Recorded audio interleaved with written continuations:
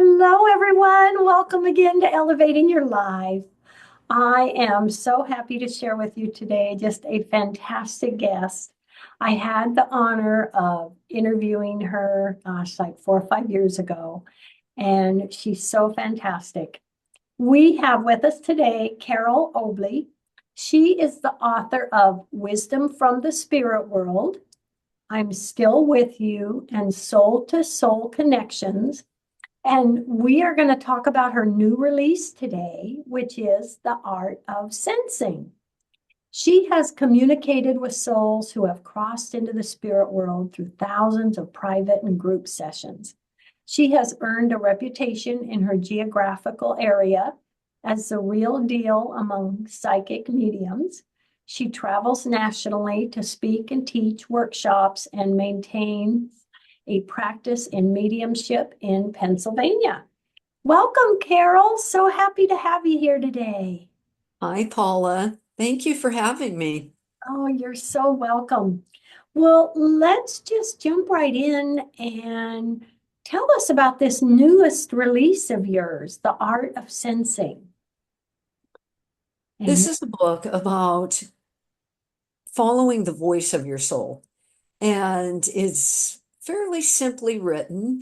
And there are exercises in each chapter so that people can do them. Simple exercises you can do that don't cost any money. You can do them at home, or you can do them out in nature in your backyard.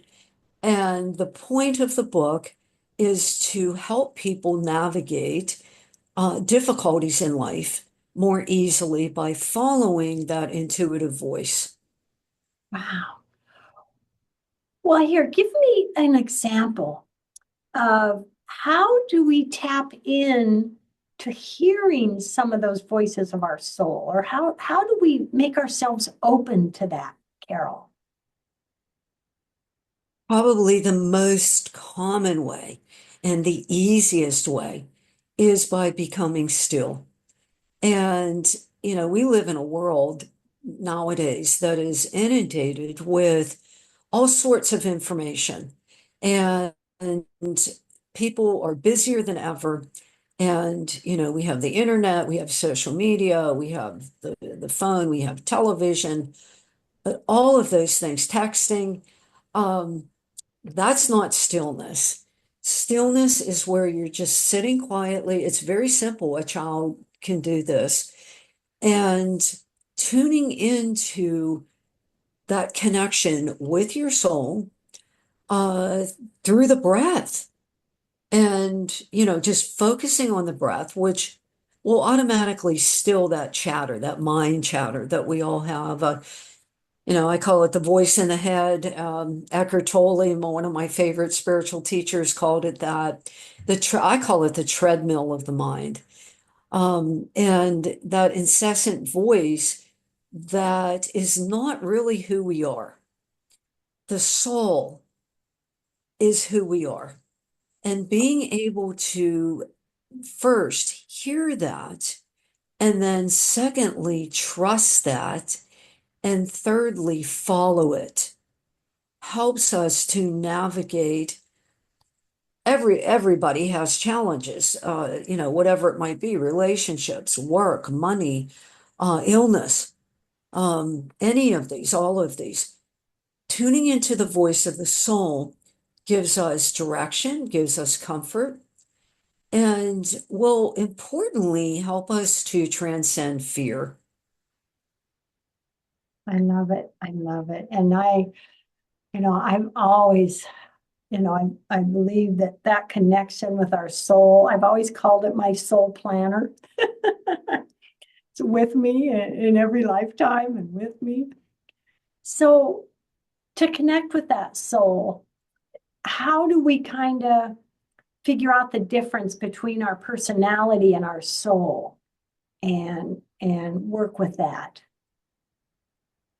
The personality, which we all have, and that's what makes us unique, is something that's temporary. And, if we I know we're not talking about the spirit world so much in this interview, but I've had many, many years, 30 years to be exact, of communicating with the spirit world. One of the things I've discovered is that the soul chooses the personality before being born and to use as a vehicle to evolve. However, the personality is very distinct from the soul in that it is temporary and it's really an extension of our ego. And the ego being necessary, the ego is not bad, it's our rational mind. But the personality is that thing that makes us unique. And whatever that might be, the soul can use the personality to advance itself.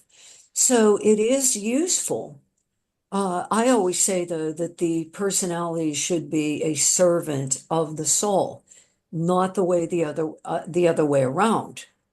And so the soul sort of has, we can say, has the final word, in our life and in our direction. And the only reason that we're here on the physical plane is to grow and evolve. And that's the sole reason that we come here, and to become closer to spirit, or what most people call God. It will feel more the personality, to distinguish between the two, between the personality and the soul. The personality will feel um, not bad, but maybe a little smaller in terms of the direction that it's giving. And it can also be reactive, meaning that, we can use it, to be angry or to get back at somebody, or in ways that might even end up being self-destructive. And particularly if we have aspects of the personality that are not really soul qualities. For example, patience, kindness, compassion, unconditional love, peacefulness. Those are all what I would term as soul qualities. The soul naturally emanates those, but sometimes our personality will get in the way of that. So the soul, in contrast to the personality, sort of feels very large. And, you've heard that expression, the still small voice. And that's the voice of the soul. It comes to us through intuition. And so intuition is something every person has. It's a matter of tuning into it. And again, the easiest way to do that is becoming still. It's called mindfulness. That's probably the simplest way to do that. Everybody can put their focus on their breath. The breath is always available. It doesn't cost anything. It can be done anywhere. And stilling the mind to hear that inner guidance, and then importantly, trusting it. The most common problem people have that, over many years I've taught intuition development and mediumship development, is that people have difficulty distinguishing between the two. And is that my personality speaking to me, or is it my soul? The soul will never be negative in its tone. That's a very important point to remember. The soul's guidance is always for the benefit of not only you, the person who's receiving the guidance, but for anyone else who's involved. Because the soul is a spark of the divine. And so it has the qualities of the divine. And so coming from that particular energy, it's uplifting, it's positive, it feels large. It may be at times not making a whole bunch of rational sense. Do this, go that way, don't do that. But the important thing is that we know that the soul can see the bigger picture and bigger perspective of our life. And that's why that voice will always transcend the voice of the personality. Wow. That is amazing. So the soul chose the personality before you were born. Yes, So did the yes. soul have anything to do with maybe circumstances that are going to happen in your life that can affect your personality? Is the soul aware of that? Yeah, and through spiritual growth, and this is something I've in my own life personally, I've experienced tremendous spiritual growth from, the time when I was 25, which was many years ago, up until today. And I continue to grow. But I've also witnessed that in many people that I've done readings for. And usually, interestingly, through difficulty or challenges, that they give us the opportunity to evolve. Now, when we're in the midst of those, we can't always, we rarely can see anything positive about, well, I lost my job. What's good about that? But the soul, perhaps in this case, in that example, is saying there's something better attuned to your personality, to your skills, and that's going to serve you in a better way than the job that you had. So you've heard that expression, one door closes, another door opens. And but at the time, usually we can't see that. And that's how our own soul can serve us in comforting us and lending direction and saying, don't worry, it's going to be okay. Even if we can't see that at the time, because the soul is all knowing or has that inner wisdom that our personality says, I'm really down, I'm really sad, I lost my job, what am I going to do for money? Then fear kicks in. The soul does not come from a place of fear at all. It comes from a place of expansiveness. It comes from a place of inner knowing, of wisdom, and also seeing, I call it the BP, and that stands for the big picture. Oh, I love that. I love that. So when our personality is going through challenges and unhappy about something, we can kind of take that step with what you said, just relaxing, breathing, and kind of connect and pull in that guidance that we can receive from our soul. Yes, and that opens up the fact too that we all have spirit guidance. Now, some people call those angels. I call them my spirit team. Each person has spiritual guidance available to them. These are souls who have agreed to help us on our pathway. And, sometimes people are totally unaware. Some people can go through a whole life and not ever be aware of their spirit guidance. Because I'm a medium, I am very aware of my spirit guidance. And I've also, done readings for a lot of people who are also aware of their guidance. Now, the angels are part of that guidance as well. So they know, these beautiful souls who help us, they know what we signed up for this time. They know our lessons here. They know our personalities, and they know our challenges. They know where we're liable to stumble. Mhm. And so they can't interfere with our life lessons or our karma, which is simply means cause and effect. But they can connect with our soul, and they are connected to our soul, and give guidance, these gentle promptings that we would get through our own thoughts and through our own feelings. This stuff is very subtle. It's not going to hit you over the head. You're not going to have a big sign, a neon sign in front of you. That's why you have to get quiet in order to hear this. I love that. I love that. And that is so wonderful to know and realize. Oh my gosh, Carol, so wonderful. And in the book, you have a chapter where you talk about what you call the bridge. Tell us what is the bridge?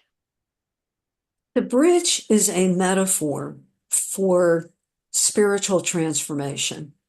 And I did not invent that concept. Many years ago, I took training at a place called Delphi University. It is near Atlanta, Georgia.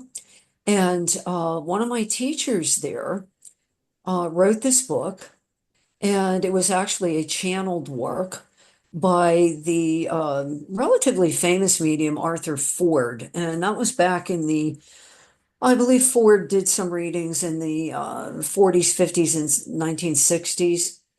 And after he died, he channeled this information to one of my teachers, Patricia Hayes, at Delphi University. And his place in the spirit world, his job, so to speak, in the spirit world, was to help transitioning souls, those who had died, who are coming over into the spirit world, to adjust to, coming back home. That's our real home. Our real home is the spirit world. And to watch and study the concept of transition. And he likened it to crossing a bridge. So we don't have to die in order to understand transition, because throughout physical life, we all go through many transitions. We're born, we start to grow into childhood, that's a transition. Then we go into adolescence, we go to school, that's a transition. Adolescence, young adulthood, we might go to college. These are all transitions. We get married, or we get a job. So these are all changes. The bridge is a metaphor for, initially, we're standing on one side of that bridge, and we're looking across that bridge to the other side. And that other side represents change. That's our new space, so to speak. And so the bridge is the process. When we put one foot on there, we start walking. That is the process of transformation. And so I wanted to share this with readers, and I do give credit to Patricia Hayes in my book, who channeled this work. But I thought it was very, very apropos to use in helping people to understand what the process of change is like, and particularly, specifically, spiritual evolution. And so there are characteristics, there are stages that we go through. Oftentimes we're very confused in the beginning. We have to make a decision. What am I going to take with me? What am I going to leave behind? And usually these are non-tangible things. What qualities do I want to take? And so then we pack our metaphoric bag and we start to walk across that bridge. And sometimes, fear is probably um, the characteristic that can get in our way. I mean, all fear is based from our ego. The soul doesn't have anything to do with fear.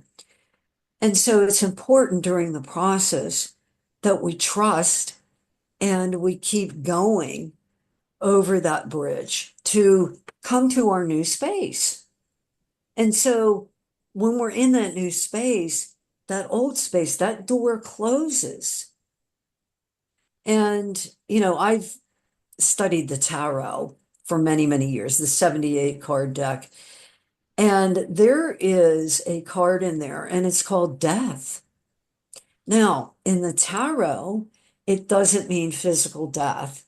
It means transformation. That's what the death card means. It's major arcana number 13. And people get scared, when they see that card come up. But it's an archetype, and the archetype means transformation. And the tarot is actually very spiritual. I know that, certain religions have sort of demonized it. There's nothing negative about the tarot. It's about the soul's journey in the earth and on the physical plane. So when we're crossing that bridge, we're moving towards our new space. And then eventually that new space becomes an old space. So we have a series of bridges that we cross throughout life. I love it. I love it. Tell us a little bit about what's called the natural laws and what we should know about them.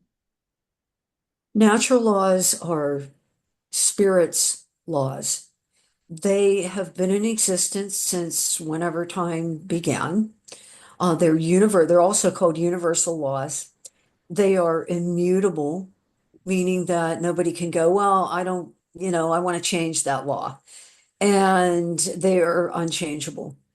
They are always in effect. And probably there are seven main spiritual laws.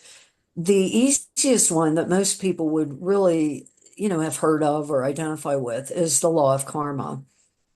And that simply means cause and effect. For every cause, there will be an effect. For every effect, there is a original cause. So everything that we see here around us in the physical plane originally was either a thought, it's usually thought is the original cause. And on the physical plane, we have the element of time that doesn't exist in the spirit world. This is the only place where we have physical time, the construct, it's artificial. So manifestation happens during that interim of time. So we have a thought, which is the cause. And then if we want to put that into action to see a tangible result, there's an element of time, some quickly, some not so quickly. And the effect is what comes into physical manifestation. And in the spirit world, in contrast, if you think a thought, there's no time element. You're instantly doing that, or whatever you're thinking. Say that I think, I want to be over there where that tree is in that beautiful meadow. If I'm in the spirit world, all I have to do is think that, and I'm in that meadow. Here, I would have to use my physical legs, and there's an element of time, maybe 1 minute, maybe 5 minutes, that I have to walk to get to that tree. So that is the law of karma, or the law of cause and effect. Everything that I produce, that I think creatively, returns to me. Now, again, the variable here on the physical plane is, pardon me, is time. So, in the spirit world, that does not exist, but there is no changing that law. So anything that I do to another person, that can be very wonderful. I can be very kind. I can be very compassionate. That will return to me. That shouldn't be the reason for doing it, but because of the law of cause and effect, it will return to me. It's like a boomerang, right? We throw it out, it comes back. If I do something very negative or hurtful to another individual, that also will return to me. Wow. So that brings up the concept of personal responsibility, which is always, that is another immutable fact. There is always personal responsibility. Oh, Carole, this is just so fantastic. Oh my gosh, and fascinating. We have just a couple minutes left. Please share with everyone your website and what last words you want to share. Yeah, and The Art of Sensing is available now. The official publishing date is May 1st, 2025, and it is available now for pre-order on Amazon and also at collectiveinc.com. That's my publisher. And my website is soulvisions.net. You can contact me through there. I have a contact form.